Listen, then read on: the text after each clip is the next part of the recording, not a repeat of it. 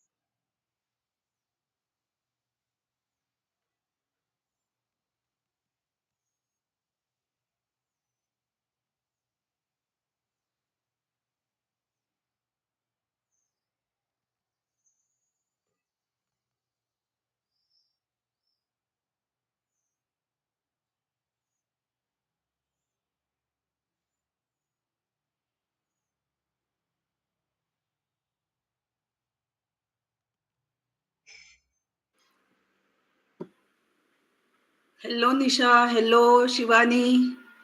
How are you? Hello, ma'am. Hello, ma'am. How are you? So good to see you.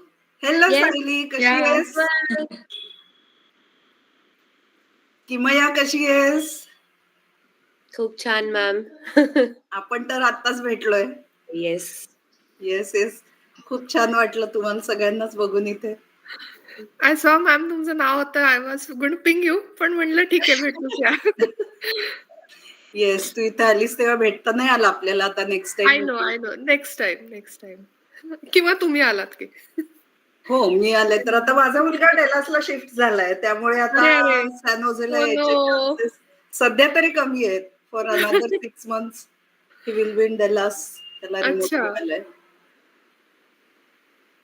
तर बघू, आले की तुला नक्कीच पिंग करणार. नक्की. निशा, तू कुठे आहेस सध्या? मॅम मी शफल करते बिटवीन न्यूयॉर्क सिटी आणि Orlando. So depending on the project. बर. अच्छा, तर तुम्ही या नक्की. आलात की. आले. न्यूयॉर्क सिटीला यायचे चान्सेस आहेत माझे. ओ गुड. Ping us please. करते तुला नक्की. आणि शिवानी, तू शिकागोतच आहे? हो, बट सध्या मी बॉस्टनला आहे. बॉस्टनला आहे. ओके. हा. PhDच्या कामासाठी?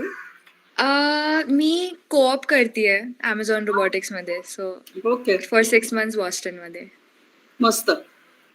बघू, तिकडे आले तर चान्सेस असतात. बॉस्टनला यायचे आहेत चान्सेस. कोणी ना कोणी आहे. आणि मे बी माझ्या धाकट्या मुलाला तिकडे जॉब मिळाला तर मग इज इन टू फार्मसी, तर चान्सेस आहेत.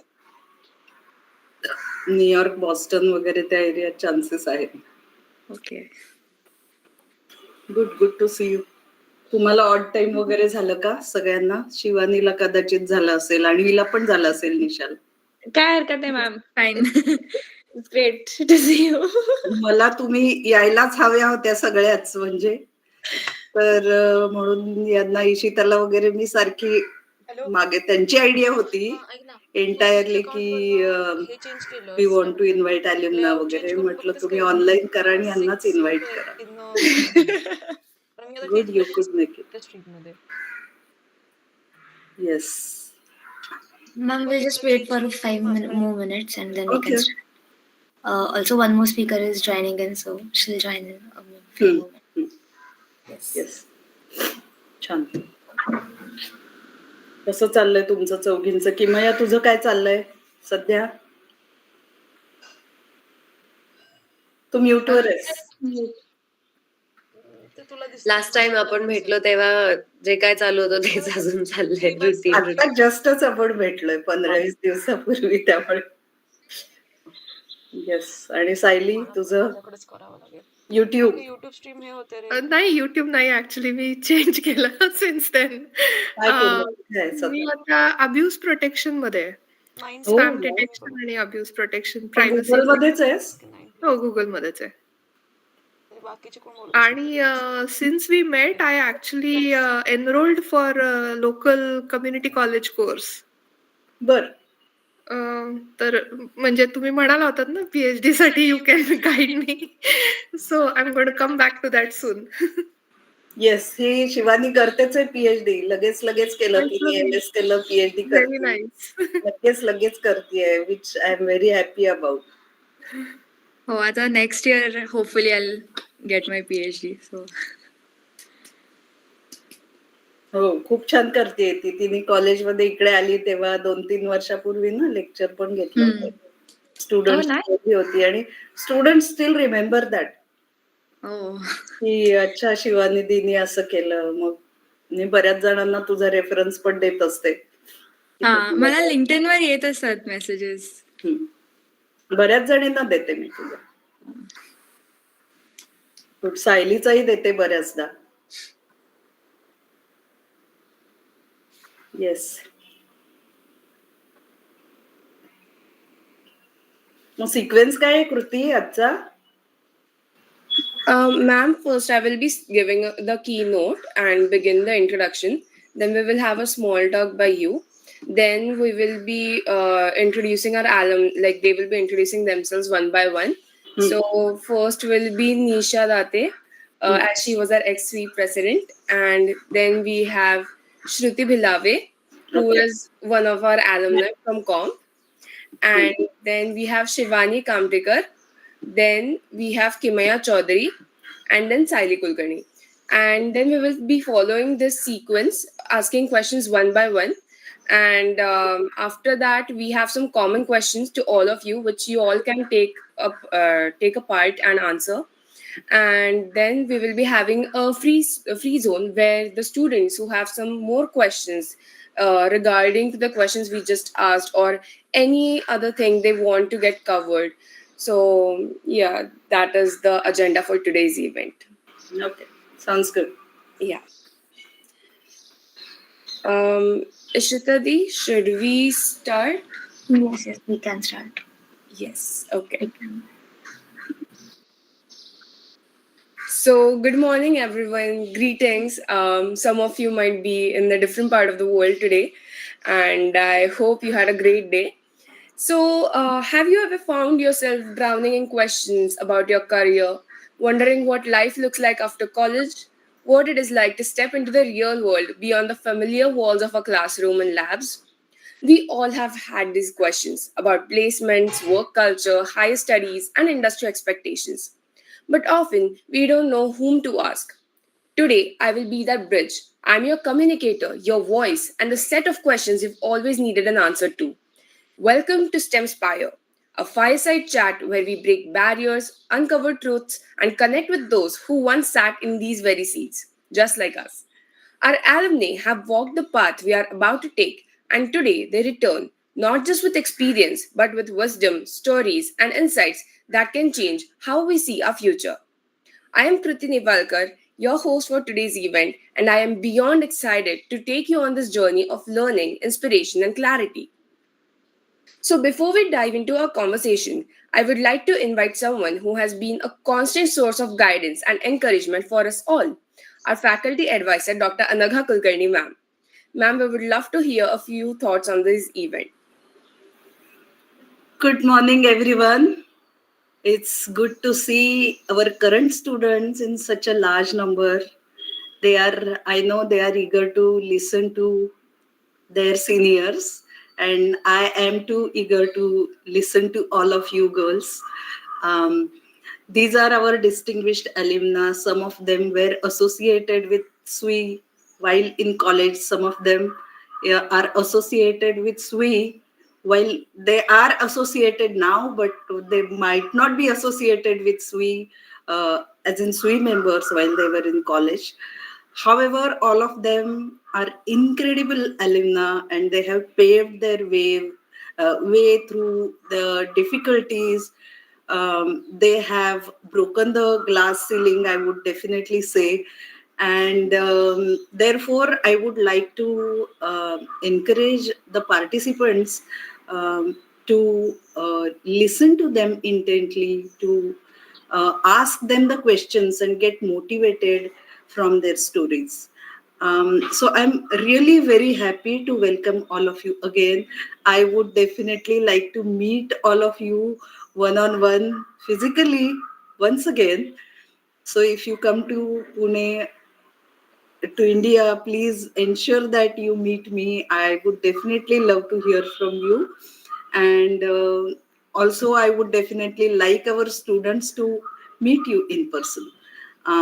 So that's where I would like to stop because I want them to start talking immediately.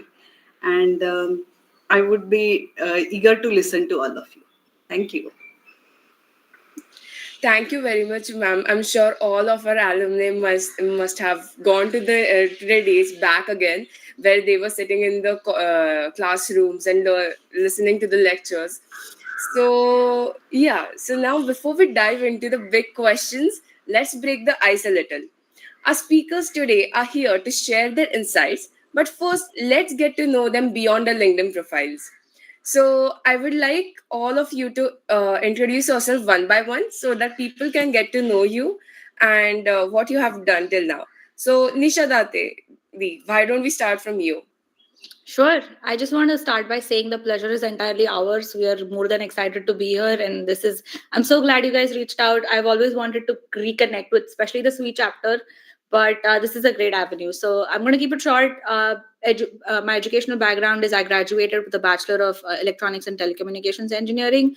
But while I was in college, I did do a bunch of edX courses, Coursera courses, which had me gravitate more towards information systems.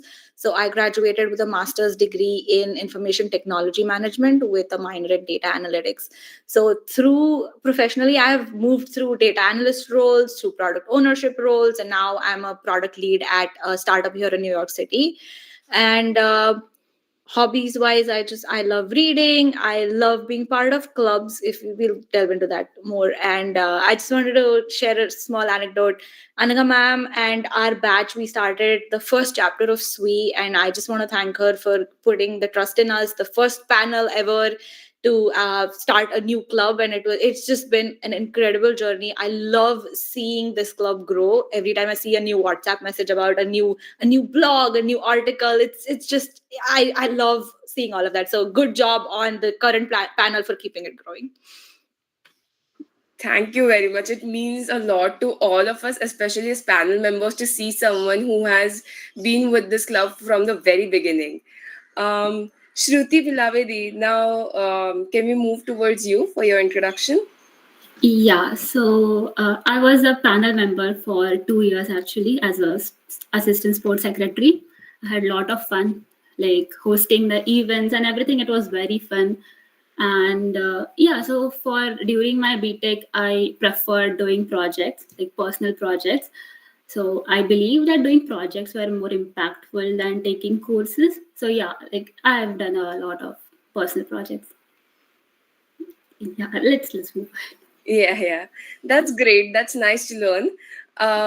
Next, can we move to Shivani Di for her introduction? Yeah, sure. Before I start my introduction, I just wanted to say thank you so much for having me here.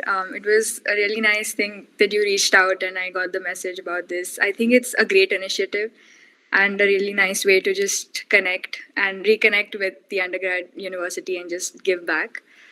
So, a little bit about me. I'm Shivani and I'm a PhD student in computer science at the University of Illinois Urbana-Champaign. My research is in robotics and AI, and I'm also currently an applied scientist at Amazon in the Amazon Robotics Division. Before that, I also received my master's from UIUC, and before that, I was at Cummins for my undergrad. So it's been a lot of academia for me, but I enjoy it. It's been great. Recently, I was also awarded as one of the future leaders in robotics and AI in the US, which I think was a good, proud moment for me. And Anika ma'am also talked about being a SWE member. So right now, I'm a SWE member of the National SWE organization, and I'm also the director of one of the conferences that they host here in the US. Okay, but beyond research and all of this, I love hiking and I love traveling and painting and reading, and also have a really big plant collection in my apartment. Wow, that's really great. I'm sure we would love to see your plant collection. But yeah, so let's move to the next guest, Kimaya Di. If you can introduce yourself. Yes. Hi everyone. Again, thanking all of you for providing this platform to connect with all of you in such a huge number. That really kudos to you for arranging all this. I was a part of Cummins from 2016 to 2020, so pass out in 2020 from the IT department. After which I joined Cisco from campus placement in in Cummins. So after that, I've been switching roles internally in Cisco and growing my career, as well as I'm continuing with my dance, which started like a hobby, but it has really gotten into me now. So I'm also doing professionally Bharatnatyam. So that's about me. Wow, that's so nice to see that you have again started a liking towards your one-time passion, I guess. So let's move on to the last but not the least member, Sayali Kulkarni, who will be sharing about herself. Hi everyone. I'm going to echo everything that everybody said here. Thank you so much.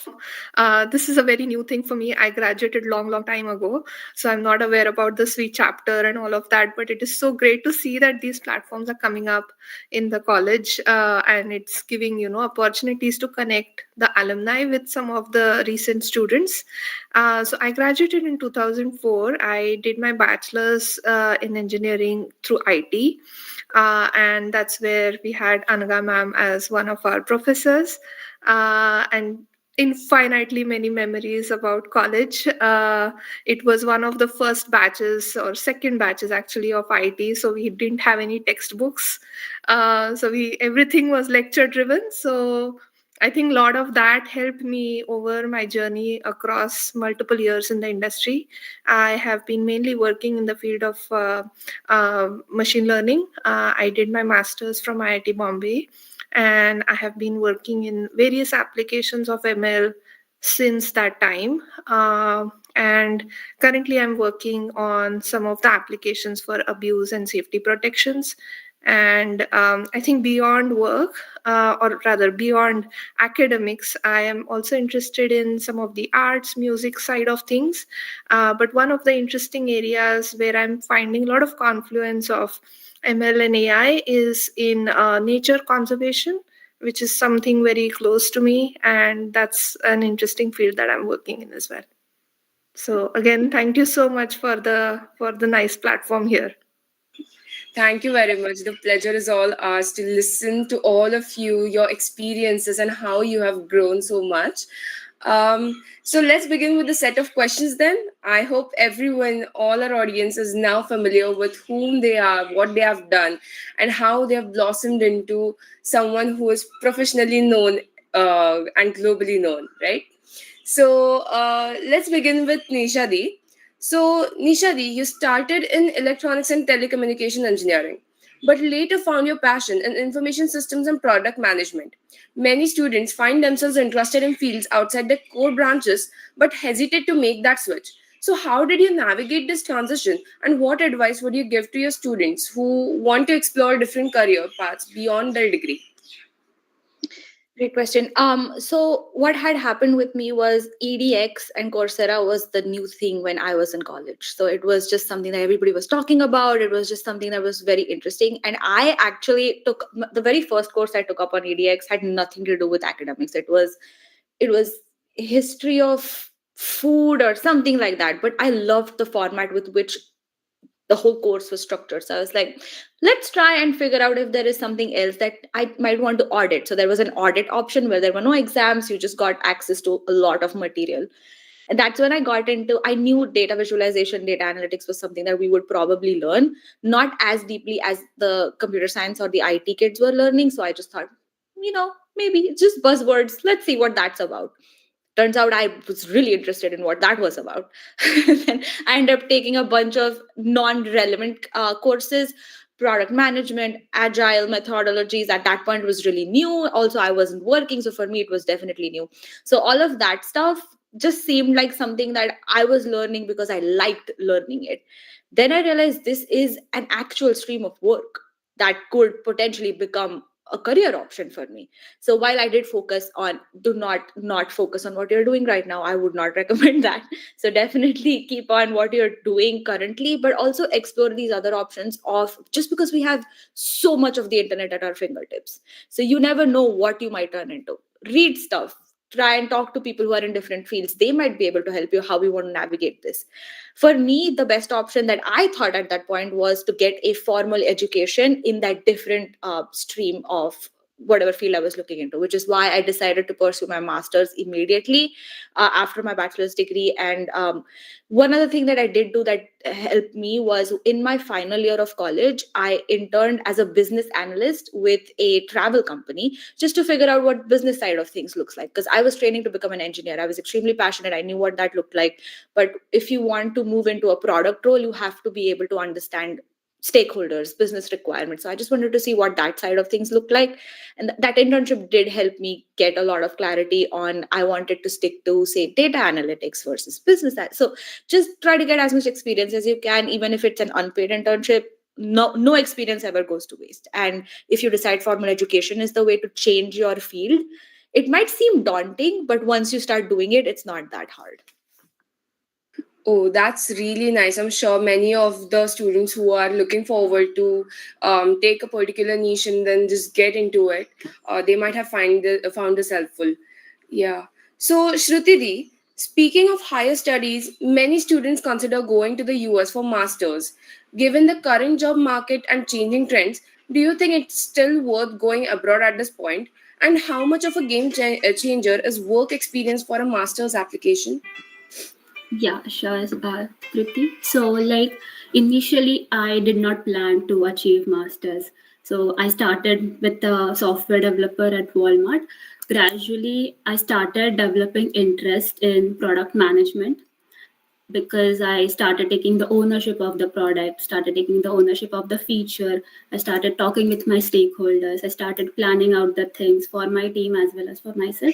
And that is how I thought that, okay, this is something which I'm really liking. I started okay, so let me try explore. I took some courses, and that is how I planned to achieve, to go for masters in engineering management. So talking about current job market, I think there are many people coming for masters these days, and the requirement and the opportunities are not that much, as the number of people entering is not equivalent to the opportunities openings here. So that's why people say that competition is really tough in these days. But if you are deserving, if you have a good profile, I think you'll be able to get a wonderful job here. Yeah. That's really great to learn. I'm sure that many of us who are wanting to pursue masters but are afraid because of the current job markets might have learned something from this. Shivanidhi, let's move next to you. You started your journey right here at Cummins, and you are now pursuing a PhD at UIUC, one of the top institutions for AI and robotics. Many students wonder, what does it take to transition from an undergraduate degree to a research focused path? What motivated you to pursue research instead of taking the industry route after your bachelor's? So I think for me, I was always interested in getting a postgraduate degree, and in general research. I didn't know that I wanted to do a PhD. I had never even thought about it. And at that time, when I was at Cummins, after my third year, I also got a research internship at the University of Notre Dame, and all thanks to Cummins College for that opportunity. And I think going there and researching for 2 to 2.5 months made me realize that I'm really interested in research, and also reaffirmed my decision of doing a master's to begin with. And I also wanted to go immediately after my BTech because it aligned more closely with my career goals and what I was interested in. So I think that's why I decided to apply for a master's and go immediately. And I think once I started my master's, I got like really interested in research, and I just thought that 2 years is not enough to make any significant impact in the problem statement that I was interested in. And I liked my research a lot, and I really liked what I was working on, which is why I decided to apply for a PhD. So at UIUC, you can't internally transfer from master's to PhD, you have to apply again. So then I went through the whole application process again, and then I got in. And I think now it's been 5 years, and I think I still enjoy it. I still love doing research. It's, of course, really daunting and challenging for most of the time, but at the same time, it's quite rewarding. So I think if someone's like interested in research and wants to talk more about that, I'm happy to answer more questions on that. But I think in general, one advice that I would give if you are interested in research while you're in undergrad is to talk to more professors, try and reach out to other professors. If you're wanting to go abroad and do research, I think doing a research internship during your undergrad also helps a lot in that process. That's really insightful. I really liked your path and how you figured it out. That was really great. So, Kimayadi, I would like to now ask you a question. So, you mentioned that when companies came for internship during your time, it was unexpected and you had very little time to prepare. Yet, you managed to secure 2 internships and land a role at Cisco. So many students struggle with the uncertainty of placements. So, how did you handle that pressure and what strategies helped you stand out? As a secondary question, I would like to ask that how do you prepare for internships and make a strong resume for our upcoming students? Okay. So at our time, since we were the first batch of the autonomous pattern, we didn't have a lot of um, I don't know. I mean, we didn't have a lot of background as to what is going to happen next because, like, you all can reach out to seniors to, figure things out that have happened before. We couldn't do that, at least for that year. So, it was really unexpected when companies came in for internships, and we were not very much aware on how to prepare for that. So, I we had a short meeting with all the professors of IT department, and we figured out that just studying the basic subjects will help us land any internship. Again, that did not go too well because the time that we did not have much time to prepare for it. So I remember I had joined this aptitude class, so which is very close to our college. But I and my group of friends, we had joined that class, and that helped a little with the quantitative analysis and the that part of the preparation. But I think the one mantra that helps while preparing is that there is no pressure. You go on your own pace and you will find what is best for you. So, I mean, instead of having a goal in the mind and then pressuring yourself that much to prepare for that, you should prepare yourself on your own pace, at your own pace, and that helps more because there is no pressure in that approach. Secondly, for companies, for companies also this strategy will apply, and basic research, doing basic research about what the company's goals are or what profile they are hiring for, and going through mock questions on that level, also talking to people who are already working there. So I remember my journey of how I got placed in Cisco. So I had a lot of conversations with Cummins alumni who was already placed in Cisco, and Cisco was my kind of dream company because I was very much interested in networking from very early on in my engineering. So I had a lot of conversations on how exactly their day looks like working for Cisco, or what they exactly do for the profile that they work for. And according to that, then the deduction of what questions could be asked for what profile comes, and then only people who have crossed the path can help you with that. So I my for my journey, I personally did that. There are a lot of options now online also. You can find a lot of questions, mock questions, um, also conversations with people who have already crossed the line helps. That's really great to learn. So now let's move on to Sayali. So you have worked for 3 years before pursuing an M.Tech at IIT-Bombay. Many students debate whether to go for masters immediately after graduation or gain industry experience first. It was also the time when mastering in US was a hype. So from your perspective, how did working before M.Tech shaped your learning and career growth? And as a secondary question, what should students choose, M.Tech or MS, in your response? Very interesting questions. I would say both the answers are very subjective and very personal. I can give you my perspective. I think few of them said that they didn't have the plan of pursuing masters after they graduated. I was in the same bucket. I had done with studies after I was done with BE. I was like, I'm never going back at writing another paper. But I think over time, what happened is that as I started working as a software engineer. It was a very tech focused company. It was Persistent Systems where I started as my first job. And they were even more strongly tech oriented back then. And we were very heavily involved in product development. And I got to work with extremely talented seniors, as well as work with some of the great people in specific fields.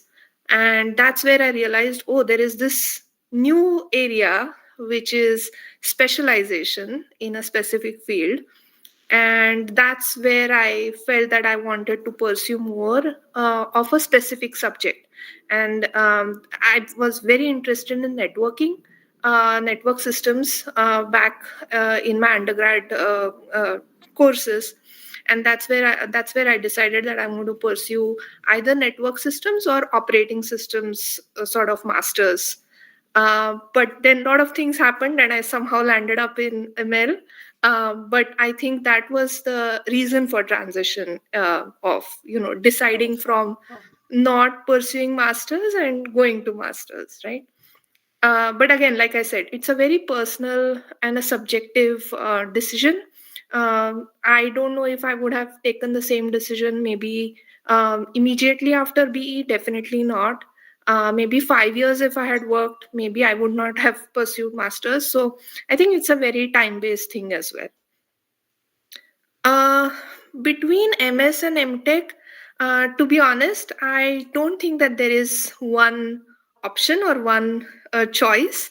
I think the main thing to look at it is basically what is your motivation to pursue the higher studies, right?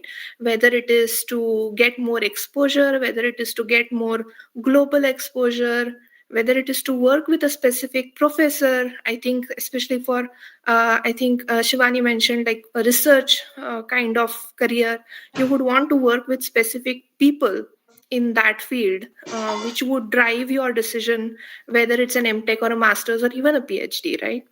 I think that is what would define which route you choose. Again, for me, it was more personal. I was not even having a passport back in the day. So I was like, I'm not going out of Pune. So the closest was Mumbai. So that's how I landed up in M.Tech. That's really great to learn, and I'm sure people who might have been thinking about the MS and M.Tech wars are now kind of getting the clarity on what they should choose actually for their careers. So let's move back to Nisha Di. So you said you prepared for the GRE all by yourself, but things like SOP writing, applying to universities, and counseling always makes one opt for joining the classes. So how did you figure it all by yourself and not let secondary doubts disturb you? As there might have been your peers who might have joined some classes, but you're not doing that. Did it ever made you wonder that if it was a right decision or not? Fair question, Kruti. I had learned from my own experience in 12th standard, where out of peer pressure, I had joined some million classes for you name it. There was a class for entrance exams. There was the same people were taking the same class for some other. It was just a mess. And I had realized in 11th standard that this is not going to fly for me. This is again like a lot of the answers that my friends just gave us. A lot of it depends on how well you are able to identify what is good for you in any situation. So in 11th standard, I understood this is something I am really not, it's not conducive. So in 12th standard, I decided that's it. None of this. Self study was the way I wanted to do it. It sounded like a risk. Fair enough. Even my parents were a little concerned. They were like, but everybody's going to 6 other classes. Are you sure this is the right way to do it? And I was like, it just 11th standard was a lot for me. So 12th standard, I knew I shut off all the noise and I was like, okay, unless and until I sit down with the textbook, even if 5 other people are telling me, no, go solve the problems, I haven't understood it for me to go solve the problem. So let's understand the problem first. So 12th standard was where I actually had that battle of, oh, everybody's doing it, I must also join this particular class. So that I had left those battles behind. So for GRE, though, it is again a different ball game because it isn't physics, math, science. So what I did was I sat down, I went through the subject matter just to make sure I feel comfortable that this is something I can do by myself. One thing that I knew I needed extra help with was analytical writing, the AWA portion of it. So I did, I 5 months or 6 months, it was decently rigorous, where I did one topic. I wrote one topic every single day because I felt like that was something that I lacked in. And I showed it to multiple people because that is how they grade it. For GRE, the AWA section, 3 different people will grade the same section. And I just wanted to see where I could do better. I have no shame in admitting it wasn't my strongest forte when I started, but by the end of it, I had gotten a hang of it. So that is how I decided to do the GRE prep. But for SOP, LORs, I wouldn't say I did it by myself. People like Anaga ma'am actually did help me go through the content. She was one of those professors that sat down with me, went through the content with me, said, hey, change this, make some amendments here. This is how we want to do it. So I did rely a lot on the network I had created at that point. It was friends who vetted my SOP. I didn't look at my SOP for a week, went back and looked at it and realized it's what is happening. So just being able to look at that from a 10,000 feet view, I took my time doing it. That is how I would put it. And again, it's a very personal choice. There are some people who actually do benefit from these classes. And I mean, if that's the way to go, there's no harm in that, right? And another aspect that did help me was I did have a few cousins that had done this before me. So applying to those universities, I had that kind of guidance. So for somebody who doesn't have that, these coaching classes or I forget what they're called, those those the counsel whatever the counseling session, those might actually be helpful. So again, it's a very personal choice. Just go through the material before you decide to do this on your own, because it is daunting and you do have coursework as well. So trying to balance that, just make sure you're making that right decision. But if you had those fights before, like me in 12th standard, don't do it. It's not worth it. Yeah, that's actually something that I can resonate with. Definitely. Even I had that problem that till 12th, I was like joining these crazy classes, and then I was like, no, self study is an option. So, Shruti, let's move back to you again. So, we often hear a lot about how to prepare for placements like DSA, projects, resumes. But once we actually land a job, no one really talks about what comes next. So, transitioning from being a student to a professional is a very big shift, and the workplace comes with its own set of challenges, including competition and performance pressure. So, from your experience, how did you navigate this transition? And what should freshers focus on in their first few months to adapt well and grow in their roles? Yeah, sure. Kriti, that was a great question actually. So, like when I was shifting from like transitioning into a profession, there are a lot of new things happening around me. I had like there was a hierarchy of the reporting managers, and there were latest technologies. There were 2, 3 projects simultaneously handed over. There was a lot of new things which we hadn't learned during our BTech, and that is the and if you are with somebody else, like if there are 2, 3 people joining with you from the same date, there is a kind of a competition as well. A comparison is always being made, and we are constantly under pressure that okay, this is my first impression, I don't want to mess it up, I just want to do whatever I can. In that fear, we sometimes don't ask questions to a senior, thinking that okay, if I just ask him a stupid question, he might think, oh, I'm not that smart enough to get this job or something like that. So even I did those mistakes. I sat like I took a problem and I was not able to solve it on my own. But I had that fear of asking to my senior that I might just sound stupid or something like that. That was the greatest mistake I did. But you should go ahead shamelessly ask them questions. Nobody's here to judge you. After few days they are going to forget the question you have asked. It's just you thinking about yourself that okay, am I being stupid or what? That is the one advice I would like to give it to everybody. It's like just be shameless, go ask your questions. Nobody's judging you. They'll just forget the next night. Yeah. Yeah, that's actually very important. Asking questions is very important. I think it shapes you as well, and it also takes away the self doubt from your mind, surely. So, Kimaya di, let's move on to you. You were initially placed in a non security role, but actively worked your way towards your passion for cybersecurity through networking and certifications. Many students face a similar challenge where the first job isn't exactly what they want to do. So, what advice would you give to your students who want to transition into their desired field while working in a different role? Um, in my opinion, the first job is for you to get into the company and understand what it is all about, getting to know the systems, the hierarchy, how people are categorized into different orgs, or what the motive or objective of any particular org is. That is the first job for me.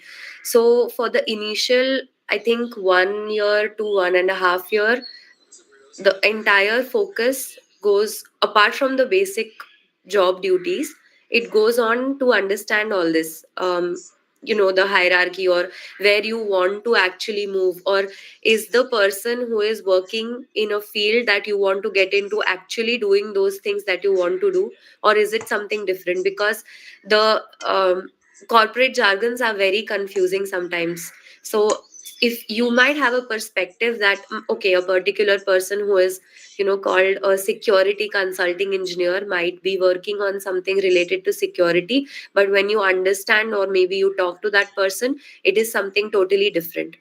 Now in Cisco, we have this opportunity of doing a stretch assignment in whatever team you wish to work for in the future, or maybe transition to in a like a couple of quarters or something. So in this stretch assignment, it begins with you shadowing the engineer who already works in that position, and you understanding exactly how they do it or what they are doing. In that, if you're not comfortable with the idea, or if you have a different idea of the role than actually is, then you can maybe not completely transition and continue with your position what you have. So that is one thing that helps. But even if the stretch assignment is not officially there in some other organizations, you can always reach out to people. What I understand is that if you reach out to the proper people, it always helps to understand things better instead of deciding it on your own. So you can reach out to people and understand if what they are doing is what actually you want to do. Second thing is, by using networking like this, you can also figure out how to get there. So when I started, I am a network consulting engineer. When I started, I was a network consulting engineer. So I had no idea on how to transition, because since the experience is very less, and if you try to apply to any job internally, there is a minimum experience requirement which you do not fulfill very early on in the role. And second thing is, you can't stick to your role just because the experience requirement is not getting fulfilled in any other role. So this can be aided by doing certifications, or which certifications, like some certifications have hands-on labs and everything, so which you can use to compensate for that certificate or experience requirement. So when I decided to transition, I had no idea on how to do it. I talked to some of my leaders, some of my peers also in the office, and they suggested me that I could go for a course. Then I started researching about this CCNP in security, like network security course. I went through the guide, the official guide. I went through the syllabus, everything. Now it is something that you cannot prepare on your own unless you have some prior knowledge. Going in afresh is a little difficult. So I joined an institute for this lab training, where they had online labs where I could practice, and I could at least understand how the basic network security devices, or the configuring VPN, or deploying different types of policies, how that works. So I joined that institute. I learned all this for 1.5 years slowly at my pace along with work. And then I managed to get my CCNP security certificate last year, which definitely helped me. And that being on the resume, my experience or the years of experience I've had is not being looked at. That security certification is more important than the experience when I apply for new job roles. So that is how that transition happened. But when you, again, as a fresher, when you enter any company, these things, you cannot understand these things all of a sudden. So you need to have some patience to stick to the current role, understand how it is, understand what all orgs are there, or how work exactly happens, and you need patience to then figure out exactly how you want to move to the next chapter. Right, that's really insightful. I'm sure many of our students might have learned something from this. So, Shivani Di, let's move on to you. You are currently an applied scientist co-op at Amazon Robotics, working on dexterous robotic manipulations. AI and robotics sound futuristic and exciting, but many students don't fully understand what working in this field actually involves. Could you give us a glimpse into what your work looks like on daily basis? Like, what kind of real world problems are you solving at Amazon? Yeah, a lot of the stuff that I do on a daily basis is debug code, which I'm guessing every one of us does. But yeah, so what I'm currently working on, without diving into a lot of detail, is um, when you think of like Amazon, you think of we're on our phone, we're ordering something, and then in like 2 days we get a package. But how does the package reach the door? So what happens is there's like an Amazon fulfillment technology, which is a big warehouse that this company has all over the world. And inside the warehouse, there are a lot of robots that help humans package those objects in boxes and move them from like one department to another department, put them in the Amazon vans, and then the delivery drivers come and deliver it. So any kind of autonomous motion, any kind of manipulation that goes on with the robots and the package, and all the research that goes behind it, that's the team that I'm working with. So handling of objects, picking and placing, figuring out everything to do like autonomously without having to have like a human sitting and operating the robots. That's something that I'm working on. Another thing is a lot of the objects or a lot of the boxes are extremely heavy, and we don't want humans to actually go and lift them. So the robots come into play where they actually go and lift them and put them on bigger vans or trailers or whatever it is. So that kind of stuff is something that I'm working on.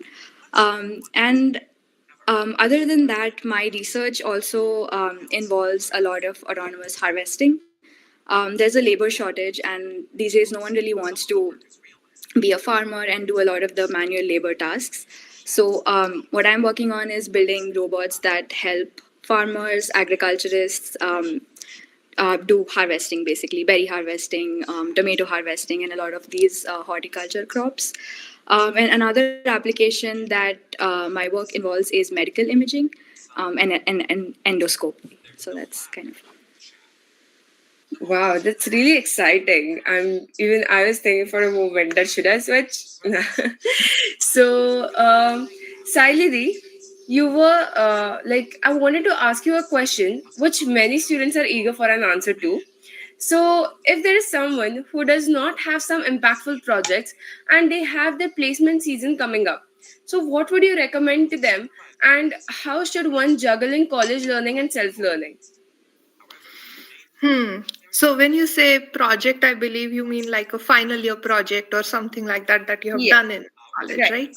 Right. So I guess I have been on both sides, obviously, of like giving interviews and conducting interviews, and doing more of the latter in the last few years, obviously. What I find is that what helps the most for placements is going back to the basics.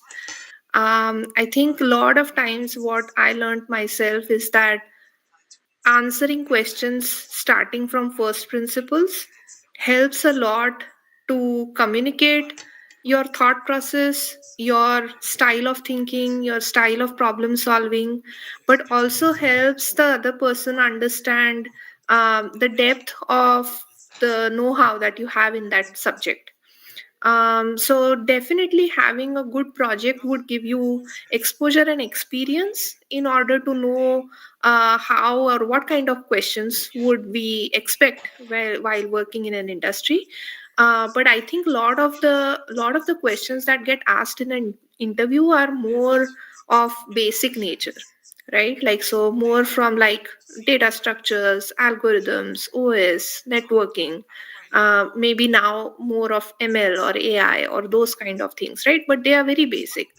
And I think that also helps to sort of communicate the flexibility that one may have of adapting to the different nature of projects or groups that you would eventually end up working with, right? So let's take an example that you have a wonderful project that you are currently doing in networking, but then you go and interview for a compiler's company, right? Of course, there will be some knowledge that would be helpful from your project, but what would help to interview for a compiler company is more of the basics, right? So I have found that to be helpful in many examples, and I feel that also helps to sort of um, unfold the knowledge that you have and also explore some of those things in a short duration of an interview, right? Because placements would happen, I don't know, within a couple of days. Each interview is like 45 minutes, so you only have so much to unroll and unravel, right? So that's what I have found to be most useful.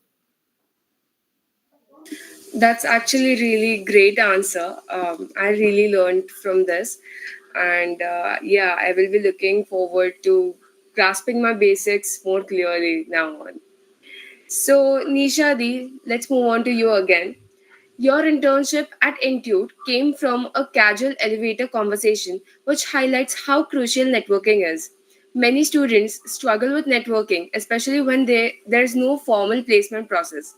What advice would you give to someone trying to build meaningful connections in their field?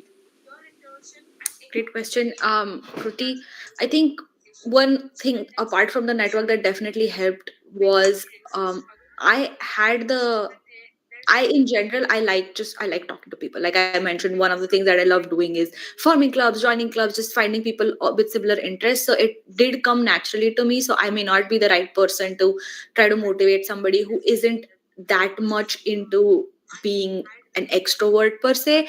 But one thing I can tell you definitely is I have found myself relying on always going back to the networks I have created in a lot of situations apart from just placement. It could be career advice, it could be where I already am, I need to find out how I want to do better, how I want to do my next move. So it isn't just about placement, sometimes it's even discussing career anxiety. So it's one of the main things I do when I feel anxious about where I am. It could be stagnancy, it could be job security, whatever it is. I feel like I'm always turning to my network per se. One thing that I can tell you is forming networks actually starts very early. It has got nothing to do with when I start my job, I'm going to make sure I find a mentor.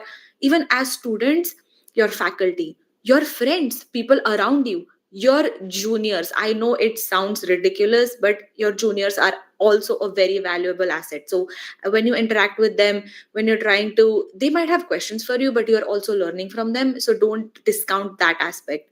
When you are projects, for example, when you're doing your final year project, you have, of course, you have a faculty advisor, but you also have industry advisors at times.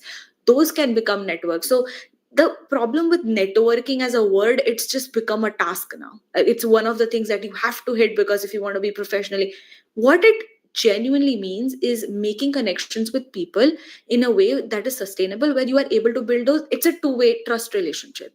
So today, now I've met Sayali, I've met Shivani, I've met Kimaya, met Shruti. I want to connect with them. At some point, I will make sure I go find them on LinkedIn or take their information from you guys, just because their background seemed very interesting to me. There might be an avenue for me to learn from them. So being humble, I think, is the beginning of trying to start to network, because if you're trying to learn something, I know I was a proponent of saying EDX and Coursera and all that, but the best things I have learned is from people. So that's one way to look at it. Don't look at it as this one thing that you have to do to be professionally successful, because that becomes a task at that point. This is just a tool. It's sometimes my network is friends that I just go to and crib about my manager that day. And it helps, because the next day when I go back to work, I'm feeling less stressed. So look at it like that instead of just looking at it as a task. That's really insightful. That was a really great answer. I really liked it. So, Shruti, let's move on to you. You recently made this big decision to leave Walmart and pursue your masters, a decision that many students struggle with. Once you are settled in a job, it's natural to second guess whether stepping away for further studies is the right move. In fact, some students plan for a master's but ultimately decide against it because of this very dilemma. So, how did you reach the conclusion that pursuing a master's was the right step for you? Were there like any moments of doubt where you reconsidered, and if so, what helped you stay firm on your decision? Yeah, sure. So everybody is different. Everybody needs, like, they have a different thought process. Given India is having lot of opportunities these days. You know, the salary which we are getting right now is far beyond anyone could have ever imagined 3 years back as well. They are paying a lot. So India is developing. We are getting good payments, but like coming to masters is also one of the way, if you want to pursue your career. So like, you have to figure out what you have to do. Do you still want to continue in your industry? Like, if you still want to work so good that you get promoted, or what is your next step? Do you want to switch your career, or maybe you want to explore a different path? That is the time when whenever you're trying to make a career switch, that is the time where mostly people try to go for masters, rather it be in India or in USA. And like everybody has to think about the ROIs they are getting. Like let's say if I want to pursue masters in India, how much return am I going to get? If I'm planning to come to USA, how much return I'm going to get? So everybody would have to sit, jot down all the things, think upon like what is the best situation for them. Not everybody can come for masters, right? But there are ways how you can, you can just find out a way. So it's actually, you should do your self investigation kind of thing. Talk to your mentors or your friends, your connections, and just find out what is good for you. There is nothing a right or wrong decision. It's just whatever it's good for you. Yeah. That's really great to learn. Let's move on to Shivanidhi again.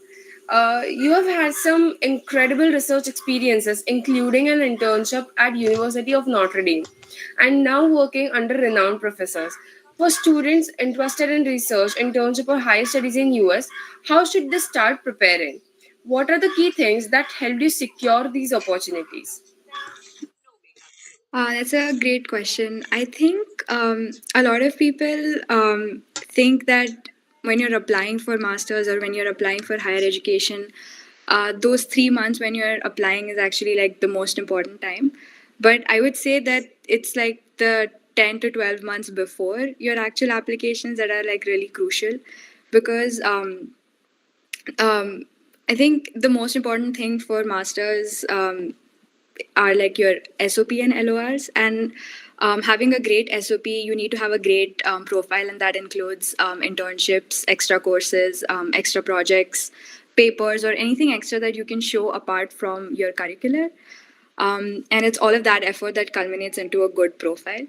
And you talked about being interested in research and wanting to pursue that direction. And I think for that, having like a good research project or a research internship, if you can get one, that helps a lot in your profile.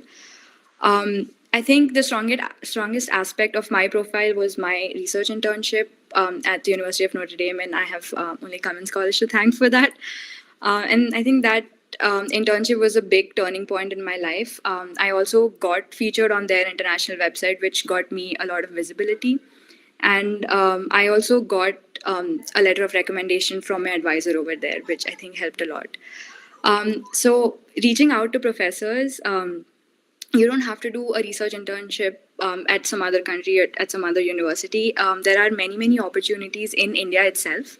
If you reach out to professors at IITs, ISERs, and all of these other research institutes, they usually have a lot of summer research programs for undergrads. And you can reach out to professors directly. You can reach out to their students and see if they have any openings. And every summer they do actually have openings for 6 to 10 people. So I think that's a great opportunity, and that pays off a lot because you get to learn a lot about how to actually write papers, what they look for in papers, and all of that is very useful for a master's application. That's really great to learn. It was really insightful. I'm sure people who are now looking for research-oriented career will find help from this question. So let's move on to Kimaya Di. You pushed yourself to complete your Bharatanatyam course years after dropping it and now preparing for your CCIE in security, both requiring long-term commitment and discipline. How do you balance technical growth with personal passions? And do you think having a creative outlet helps in reducing career-related stress? The answer to the last question, I definitely feel so. So there are times when I have a lot of stress at work and I'm just waiting for the clock to strike that 7 p.m. So I'm out to dance for at least 2 hours. And after coming back and I'm a whole new person. I'm ready for the next day. So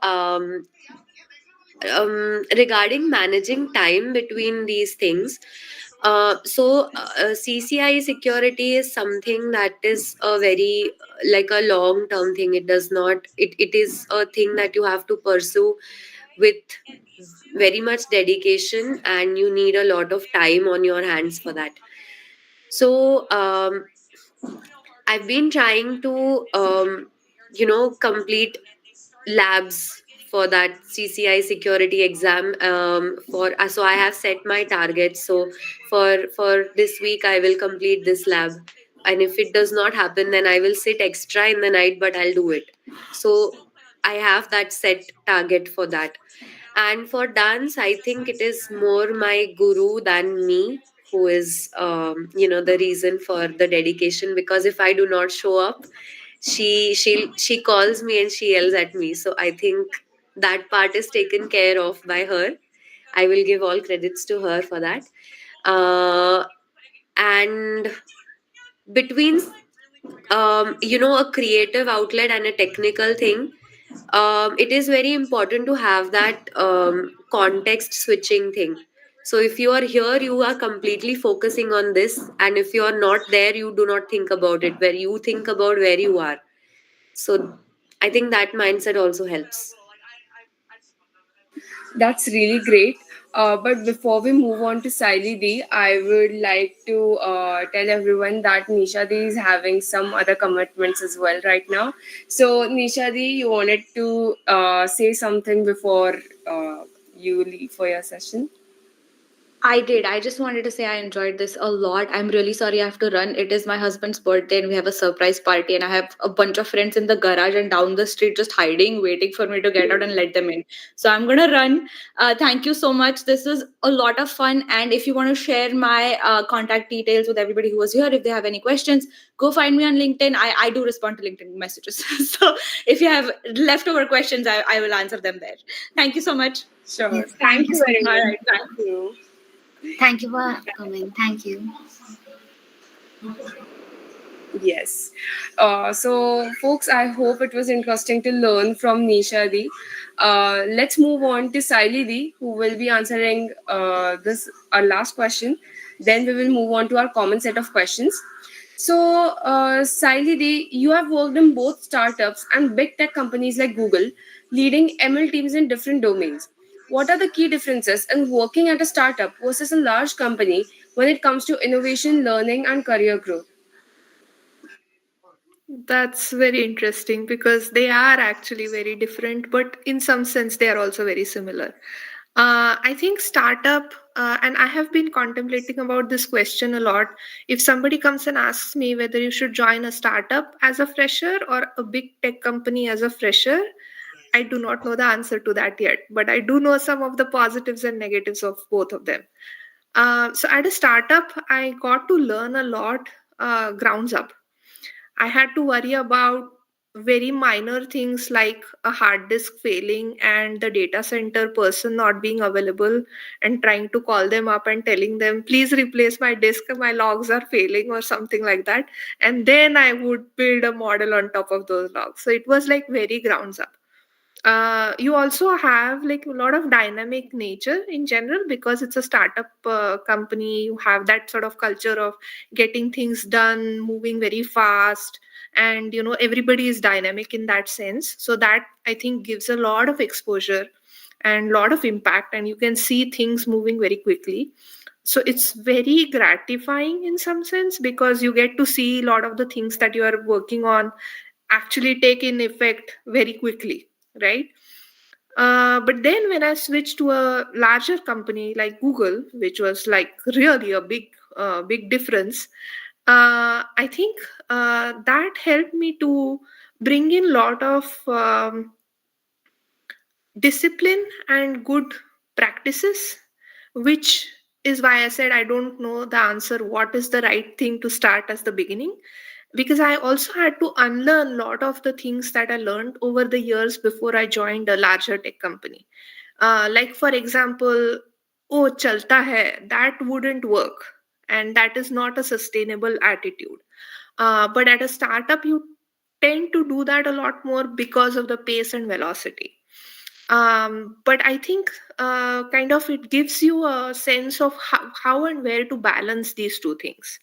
How do you ensure that you can move at a velocity which is very fast, but at the same time ensure what is a good quality product, right?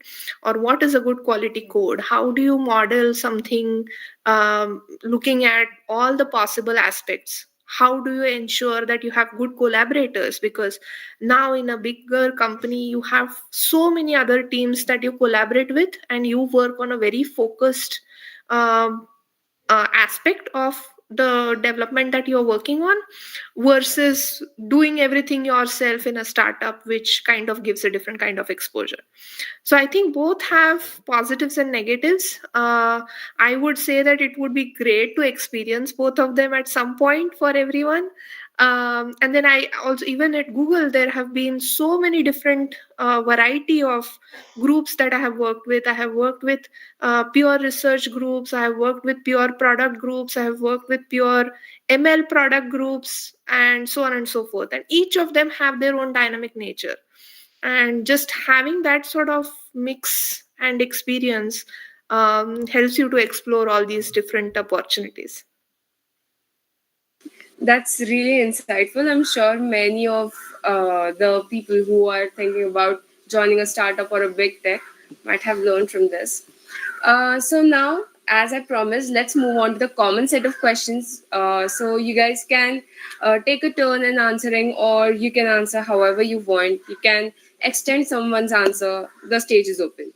So my question to all of you is that what was the biggest difference you felt when transitioning from college to corporate life, and how did you adapt it? Anyone who would like to add it?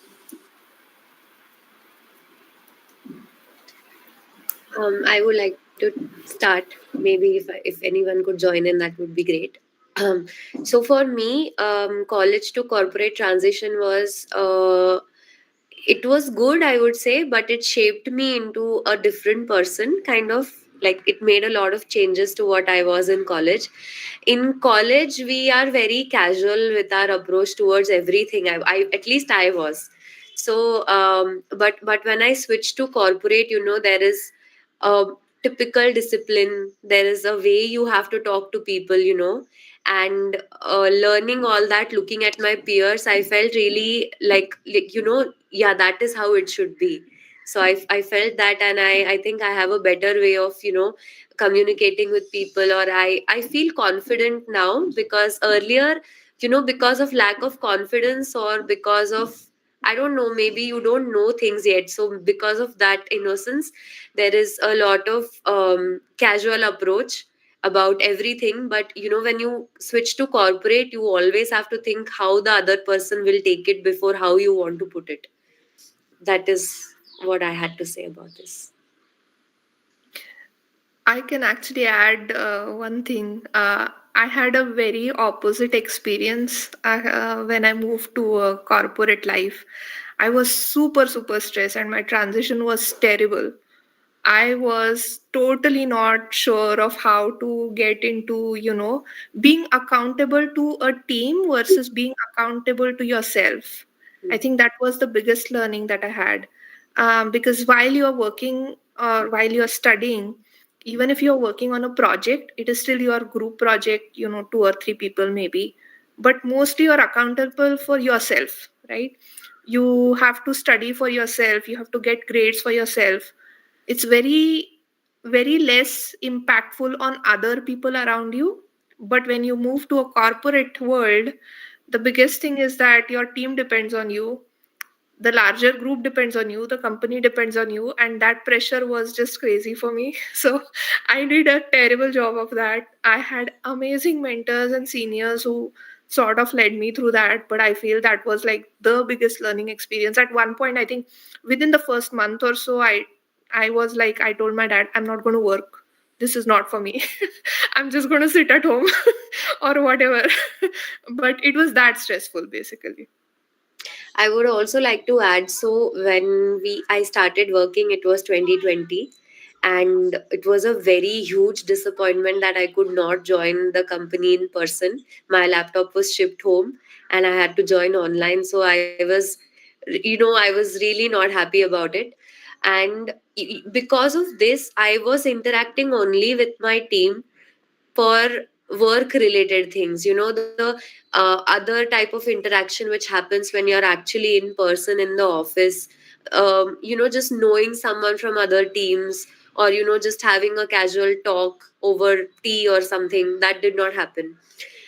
Because of this, it created kind of a different perspective in the mind, and it was difficult to reach out to people just for small queries I had with related to work or anything about the structure of the office or anything. So like Shruti mentioned before, I remember, so asking things to any person just by pinging them or calling them, it took a little while to get used to that. It took a little while to get comfortable with that. We have great culture at work, so people didn't mind, but I was not aware of that when I joined immediately. So I took a time to get I took my time to get comfortable with being open to people about my doubts or my queries regarding anything. So that was also a big change. I think that was purely COVID induced. Otherwise, it would have been a little better.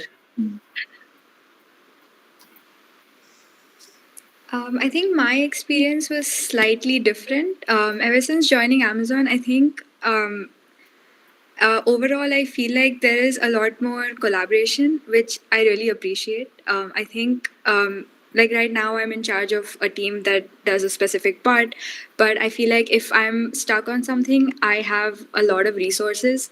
And I don't feel like I'm doing something alone. I can just go and ask someone, and then they'll come and help me out, which I think is really great. And everyone works as a team, and everyone is willing to help you and willing to get you unstuck on a problem, which I think is really nice. And I think this experience is slightly more personal for me because in your PhD, it's just you doing your research and working on a problem that no one else is working on. So it's very solitary. It feels like it's just you. But I think this experience has been good where I have other people also helping me out. Shruti, anything you would like to add for this question? I think all of them have covered all the topics I had. Yeah, it's just a great journey. When you're transitioning, you're learning a lot of things which Right. you haven't ever learned. Yeah. Right. That's really nice to learn that from all of you. So the next question I have for you all is that, have you all been a part of the student clubs, chapters, and panel? If yes, how has it shaped your journey? And what are some of the learnings that you feel are still relevant in some situations that you face today? Yeah, I would go with this. So I was a part of a Cummins basketball team and for 4 years straight. But since COVID came, we were locked up for 2 years. I couldn't play. And the same time, I was a sports secretary, assistant sports secretary for 2 years actually. So for me, student panel and basketball itself has helped a lot. Student panel was something like a leadership role where you have to arrange, organize, and track everything. So that is one of the thing which helped me transition my role. Like now I'm transitioning into a product management. So that is one of the key thing. Like I found myself being free. Like that is something which I really enjoy, being organizing or planning out the things. So that is one of the things which helped me even to change my career right now.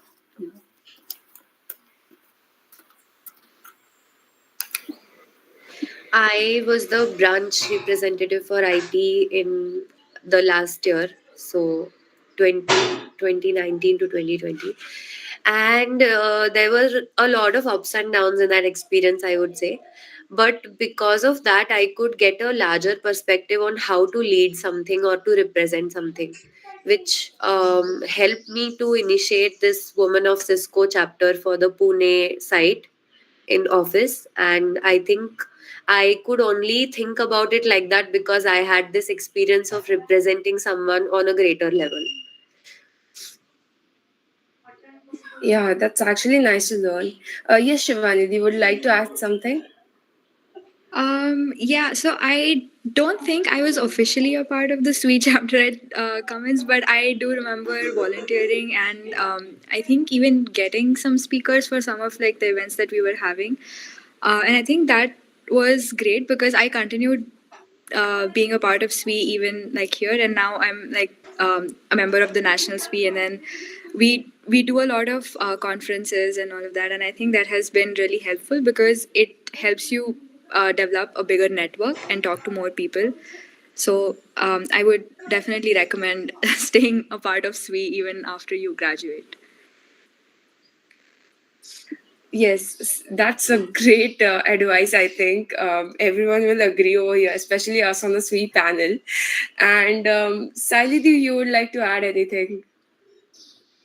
I was not very active. I was a very quiet person in college.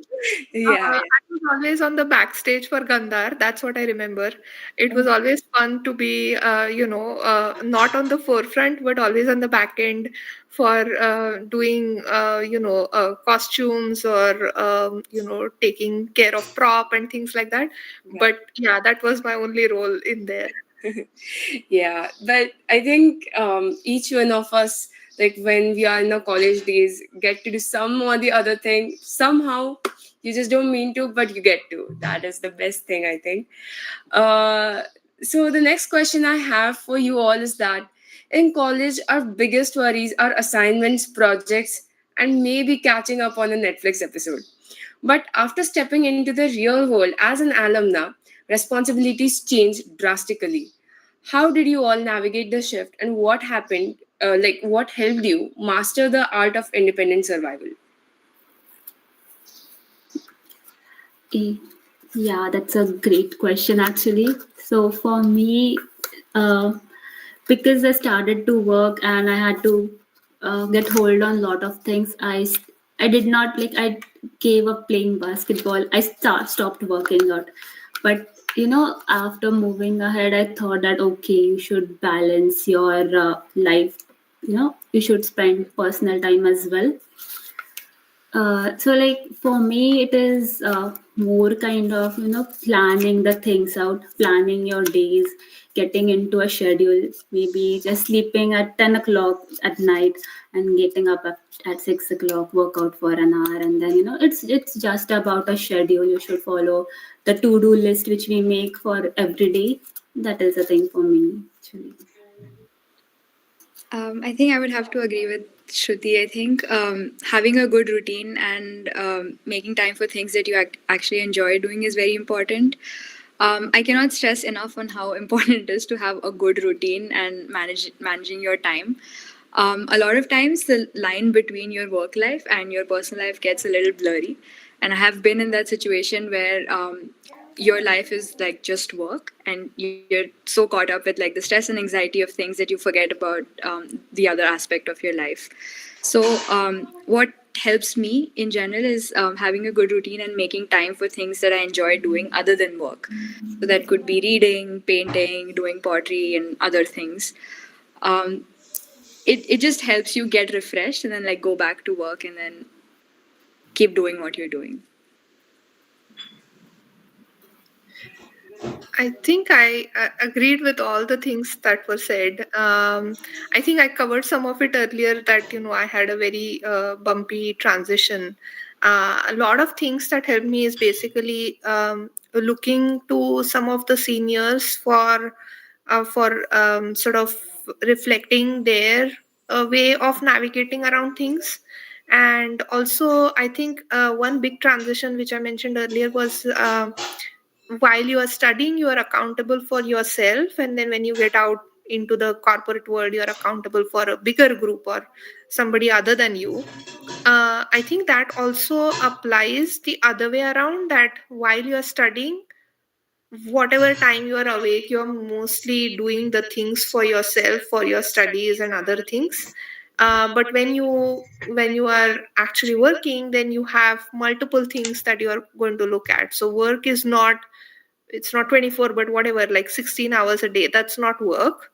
And I think just having that division, either through, having a good schedule or routine or whatever it is, that is definitely very important. And like, I have worked in both Indian culture of working style as well as non-Indian culture of working style, which makes a lot of difference in order to learn this and adapt this to, get the best of both worlds.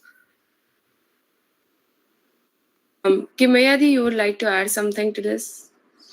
Yeah, I would again stress on having a nice routine of the day and prioritize things that you like doing. I remember that when I got so in my 11th and 12th standard, I've actually been pursuing dance or Bharatnatyam in particular from since I was 10 years of age or 5th standard. So the basic course of Bharatnatyam is of 8 years, and when I came to that point of completing it, I was in my 12th standard. Because of study pressure, and again, like I just remembered someone saying different classes and all that pressure, I could not continue it that time, or I thought I could not continue it. If I tried, maybe I could, but I would never know now because I discontinued learning Bharatnatyam because I had a lot of other pressure. Somehow for the next 4 5 years, I did not get back to it, and the moment I had to perform in my office Women's Day celebration, I realized how much I missed it. So I went back to it, despite of everything that stood as an obstacle in my mind. I went back to it, and after that, I don't think I would ever like to stop. That's something I would always make time for, whatever it is. So that really helps, having a different outlet and having somewhere else to look at this in like besides work. That it really helps to have a fresh mindset every time you come back to work from that. I think so. Yes, that's for sure a great learning for all of us. So one question I would like to ask, the last one. After that, we'll just move on to the questions which some students might have, as we are running short on time. So the last question: what's a common misconception that college students have about working in the industry, and what's the reality?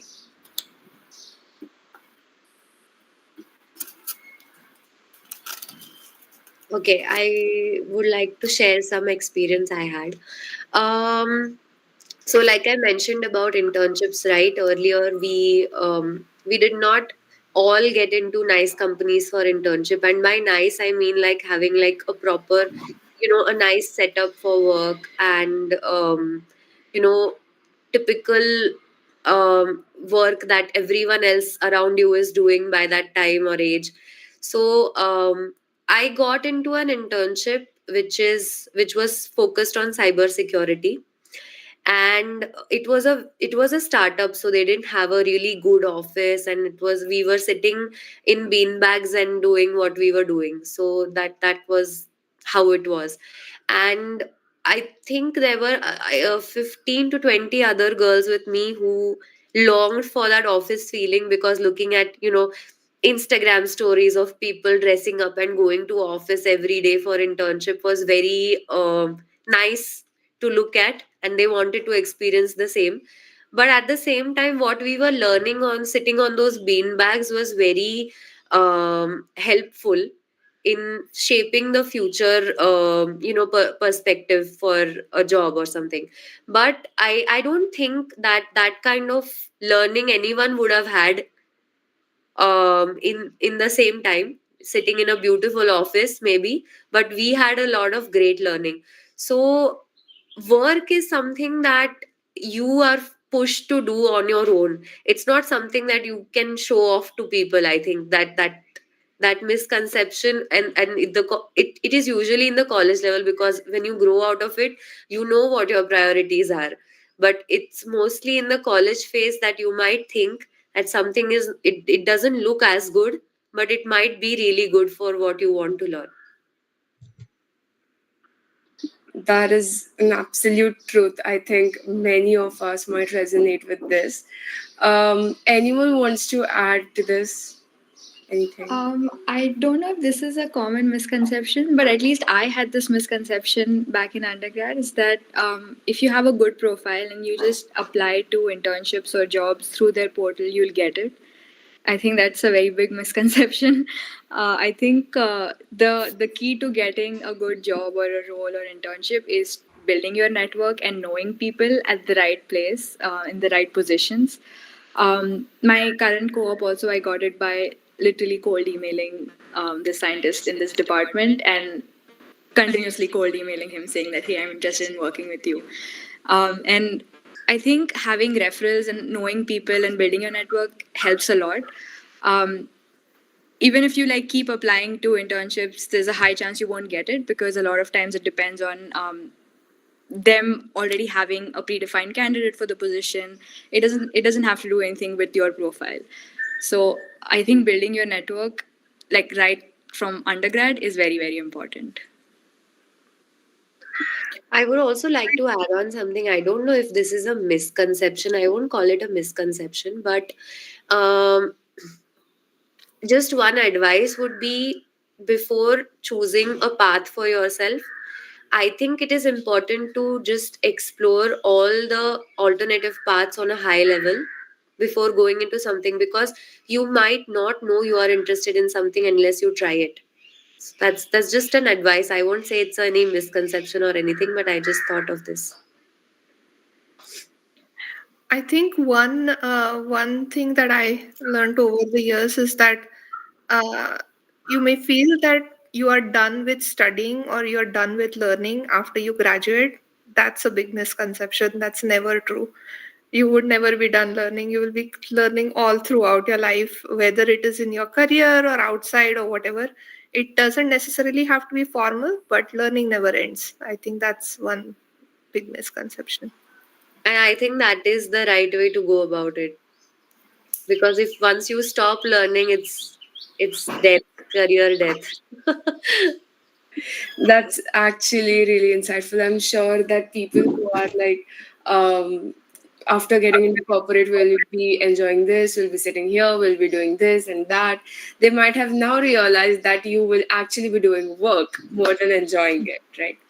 So, yeah, those were my set of questions. If you guys want to add anything apart from this, anything you want to share regarding interviews, placements, preparations, anything that you think is relevant for the students to know.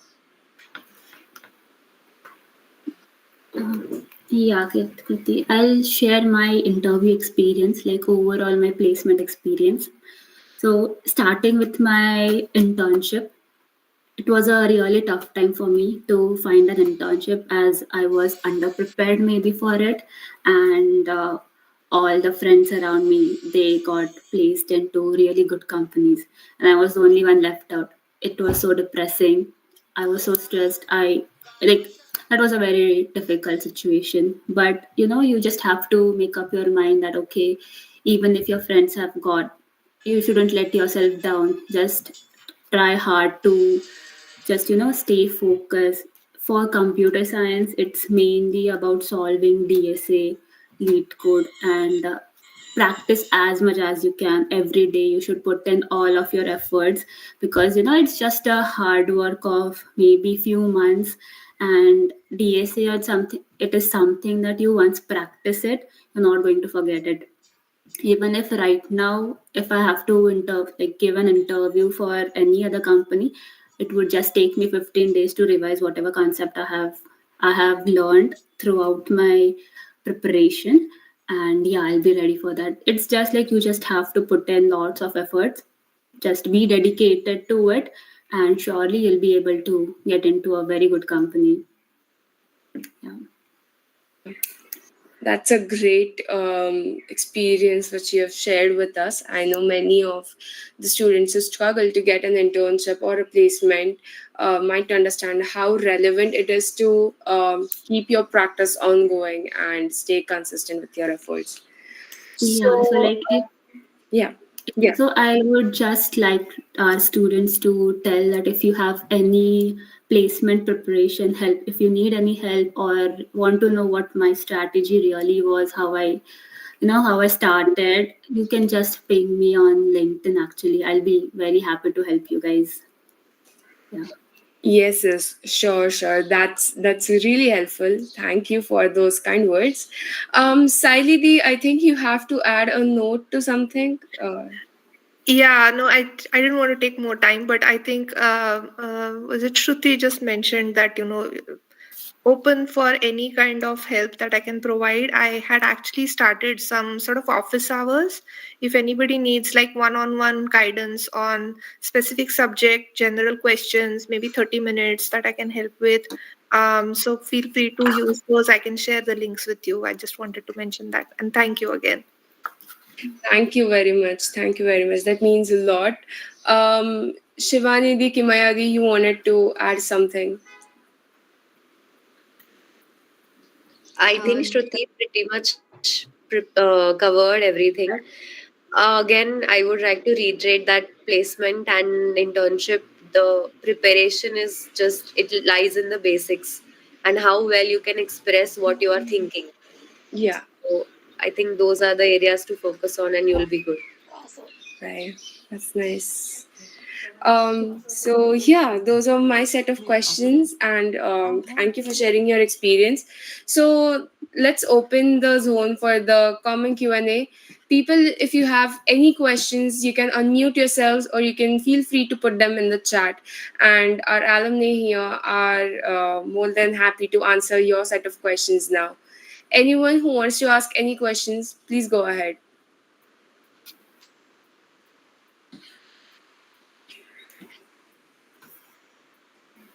So, Pranoti has asked one question, that if someone wants to get into research, what is the best way to start? Um, I think the best way to start would be to figure out what kind of research you're interested in. I think there's a lot out there. And you don't have to narrow it down to like one problem statement or something in particular, but in general, just knowing the area is helpful. And once you know the general field that you're interested in, you could start with doing some courses. I definitely started by doing courses on Coursera and then also going and doing some projects that were not in our curriculum. That helps. And from there, you can figure out what you're interested in and what you think is useful, and then maybe going and talking to some professors at some universities and seeing if their work interests you, and then reaching out to them. Yes, I think that was insightful. Yeah, great. Yes, you can ask the question. Hello, so I'm Abha Varge, and my question was to Shivani Di. So you're pursuing PhD right now, and you've also done masters. So how do the applications differ from MS between MS and PhD? And I mean, what is your view on the newer programs which offer MS plus PhD admissions? Answering your first question, the application is the process is the same. You still have to write your SOPs, 3 LORs, resume, and all of the things that you do for your masters. It's the same. The way they select candidates is different. For masters, it's dependent on your profile and how it suits for like their department and all of that. For PhD though, there's a lot more than that. It depends on the specific research problem, research area that you're interested in. If the professor that you want to work with has funding, if they are willing to take, it's much more rigorous when it comes to PhD than masters, and it's more specific in terms of your area, the department, and the professor that you want to work with. Um, Sorry, what was the second question? Yeah. What do you think about the newer programs that which offer MS plus PhD admissions directly? So you can continue. Yeah, I think if you're interested in that, I think that's great. At my university specifically, there were like two different programs. Also, it for me it helped to first do a master's, and then figure out if I wanted to do a PhD, because when I started with the master's, I didn't know I wanted to continue. So it definitely helps. And if you know that you're sure that you want to do a PhD and get into research, because it's a really, really long commitment. But if you're sure, I think it's great. You can go ahead and do the combined one.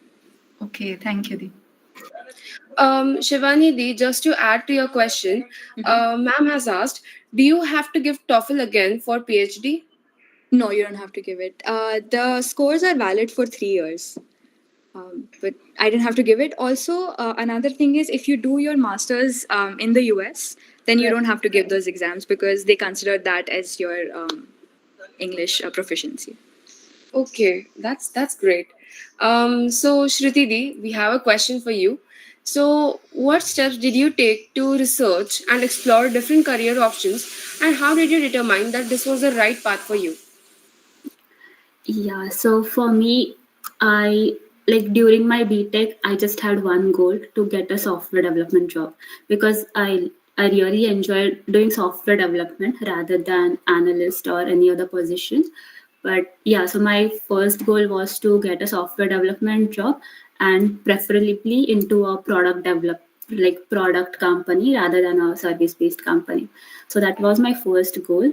When I started working, I had an opportunity to work on multiple projects, like a broader spectrum of projects, where exploring those, I got to know that, okay, where my interest was actually, that was into product management because that role fascinated me. And that's how I came to a conclusion that maybe I should do masters in product management. I hope that answers Arya. Yeah, I think Arya, you got your answer. Great, great. So anyone having any more questions? You can unmute yourself if you want to. Yes. So one question from Runmai. Hello, I recently have got an internship at City. However, I wish to pursue an MBA and want to aim for IIMs and other top management institutes. I just wanted to ask how useful my internship in fintech would be for management studies. Shall I search for other internships for the rest 4 months or take over a project? Which of these will help me more? Anyone who would like to take this up? Okay, I'll take it because since MBA is more kind of a management role, I would suggest that, like, I wouldn't suggest, it depends on what you want, what path you want to pick up, but having an industrial experience would definitely help you, as it will, today you don't know how the projects are made, how the team is working. You- if you have this experience, maybe you can just relate to things, to whatever it is taught in the MBA and IIMs, whatever it's taught, you might be able to relate it more well. So that is what I think.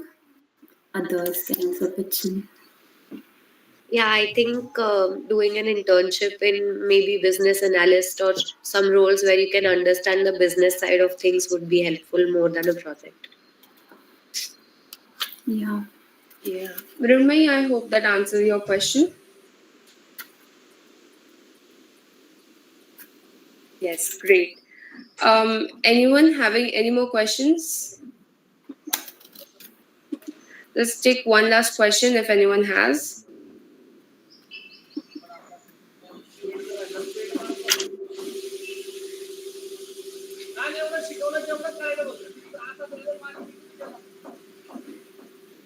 I think everyone is done with their set of questions. I hope all of you are done.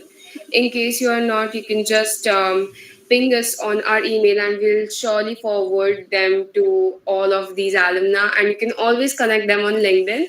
I hope we can share your LinkedIn profiles with our students today.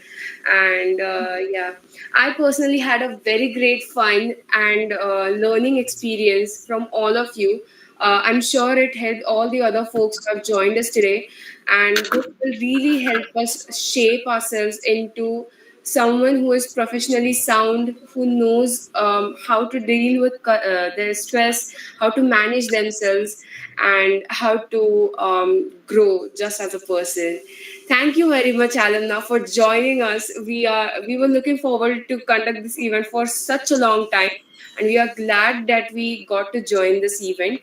I will now request all of you all to turn on your cameras for a quick picture so that we can have a nice post on LinkedIn.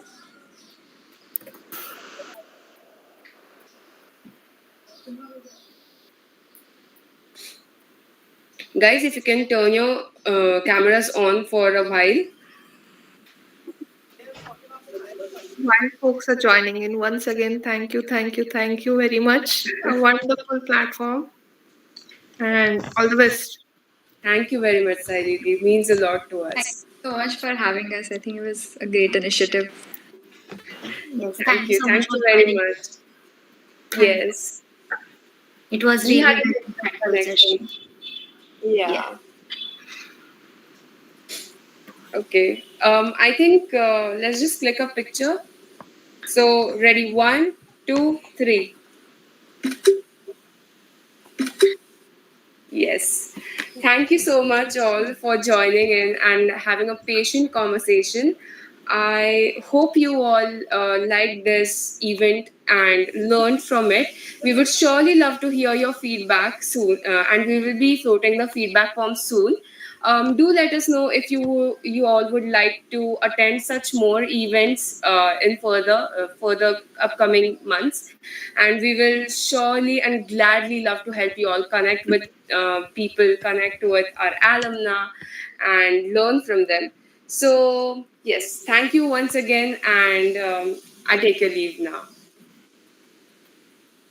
Bye. Thank you. Thank you so much. Thank you very much.